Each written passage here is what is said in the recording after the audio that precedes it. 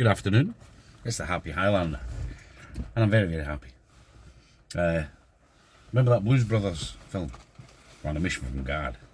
I'm kind of doing that. I decided, well, in the last 2 days, some smashing things have happened. So, what can we say first? Right, first. So last night, my pal came for a dinner. Mad Mary. She does some cleaning up the lane from me for an old chap, and then every now and again she'll come for a dinner, and it's dead easy, chips and egg. And we have a good crack, you know. And she's a lovely old lady, she's my pal. And you know what she does? She mothers me. When she's got sort of tins, and when she's, you know, going through the freezer and things like that, and she makes big pots of soup and stew, she always thinks of me. I always get plenty. Hardly have to go shopping. I've got quite a few pals like that. My pal Tanya does the same thing. But Tanya's a vegetarian, so I have to put meat in it. You don't have to, because it's lovely. Anyway, so I was showing Mary last night the quickest way in the world to make a candle, and I'm going to show you guys. It's absolutely brilliant. For about £20, you get all the candle gear, and all delivered. And when I make that video, I'll leave the links, and I'll show you the stuff that I got. Because it's dead simple. So, for about £20 delivered, you get all the stuff to make candles. The wicks, the wee things that hold the wicks, and the wax, right? And the smellies. So, I showed Mary last night, and I opened my smellies box, and I said, right, let's time this, right?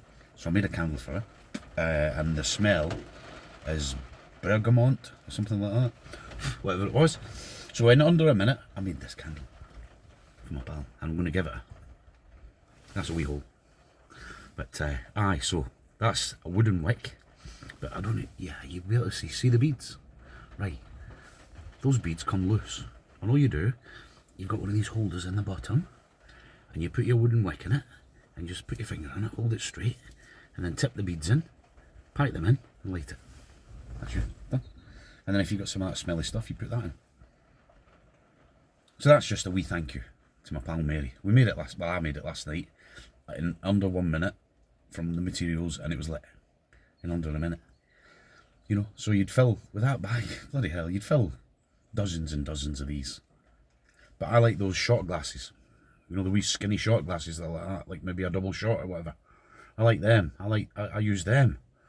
And they last for, you know, a couple of hours every night for a week. So I'll show you. Very, very clever. So that's number one righteous act today. Okay? Number two. Right, so I saw my big pal, Marco in the shop through the week there. You might see the size of this guy. He's like an eclipse. Aye. He's bloody giant. He's a great guy. Anyway, so I saw Marco, and he says, oh, he's from Peru, so he is.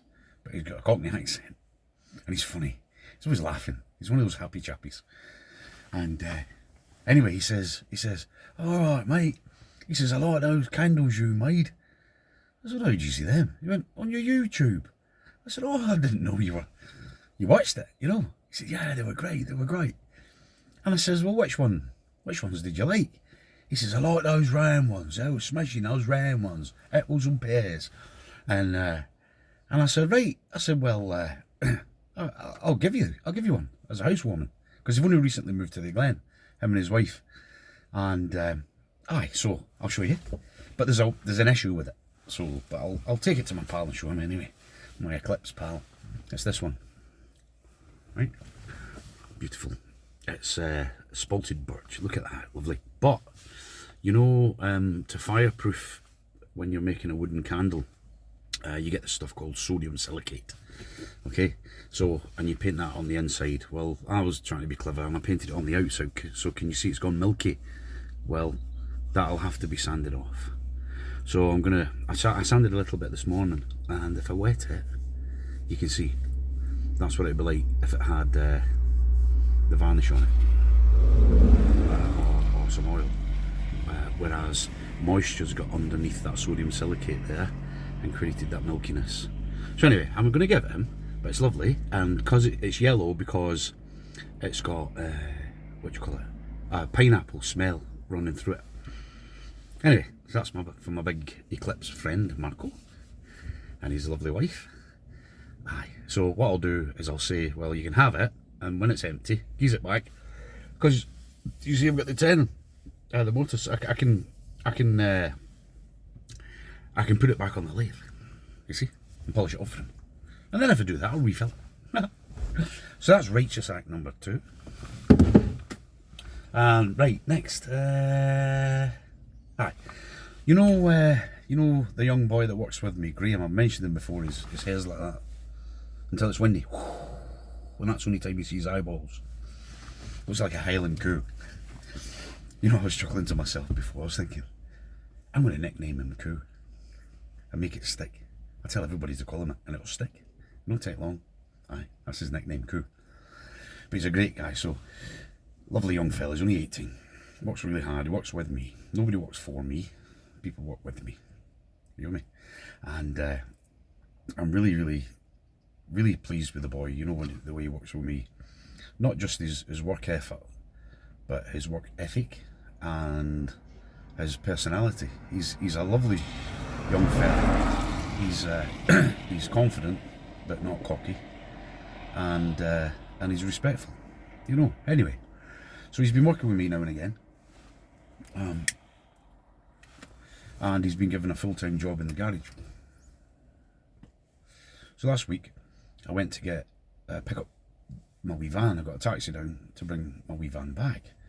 And Graham was there on his own in the garage. And then he says, oh, it looks like you might have an oil leak. Shall we have a look? I said, oh, if you don't mind, you know. I mean, the boy's only 18, right? And he's there in his boiler suit, his helter.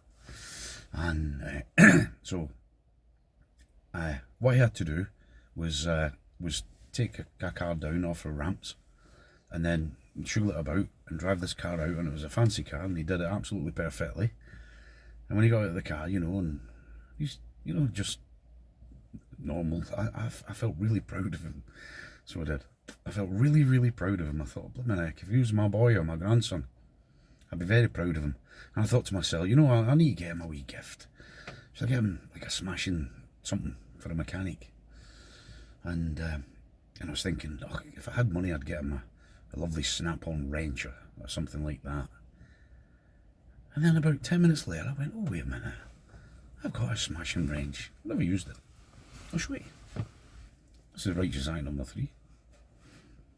You see, when Jesus said it's greater to give than it is to receive, it's a fact. It's an actual fact, because it doesn't have to put me in a bloody good mood. You should try it. It's the best drug in the world. Aye, so I've had this for absolutely ages, right? And I'm never going to use it. And I've never used it. And it's a torque wrench.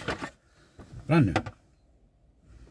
Right, so that's been in my shed, my workshop, for years. And I don't even know how you work it. You know, you set the torque there somehow. But aye, I'm going to give that to the boy as like a well done. And there's a gift for the, you know, the start of your new career. So that's it. That's for young Coo. Right, righteous act number 3. Righteous act number 4. So, my friend Jane, Lady Jane, she lives in the Glen. She's an absolutely delightful lady. She really, really is a beautiful, beautiful person. Anyway, every year, right, so me and her, our birthdays are within a day of each other. And every single year, without fail, she turns up and puts a card through my door, in my post box. Then this year, it was just the day before yesterday, she turned up. I was in my workshop, making those finishing those gates. I'll show you them tomorrow. Anyway, she turned up with her friend Sue, who lives just there, and they were walking the dogs. And she came over and she dead chuffed and she gave me the birthday card. God love her. You know what I did? I went, oh, I'll open that later. I mean, cheeky bugger them, I know. Anyway, so then I thought, well, I never get her a card. You know, I might have done once or twice. I don't think I did, because it's not really a thing that men do, is it, as such, so much, I suppose. It's more like a female thing. I'm not being sexist or anything, but anyway, that's where I am.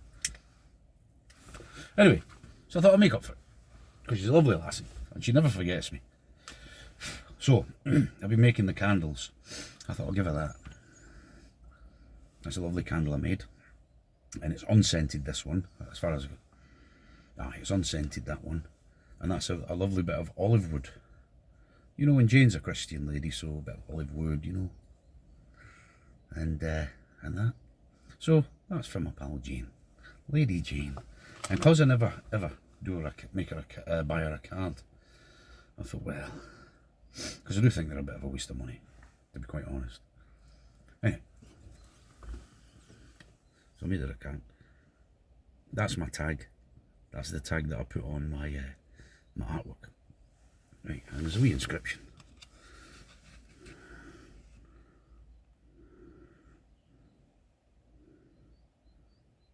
You see that? Money's tight, times are hard. Here's your bloody birthday card. So that should make her laugh, eh? I think of that.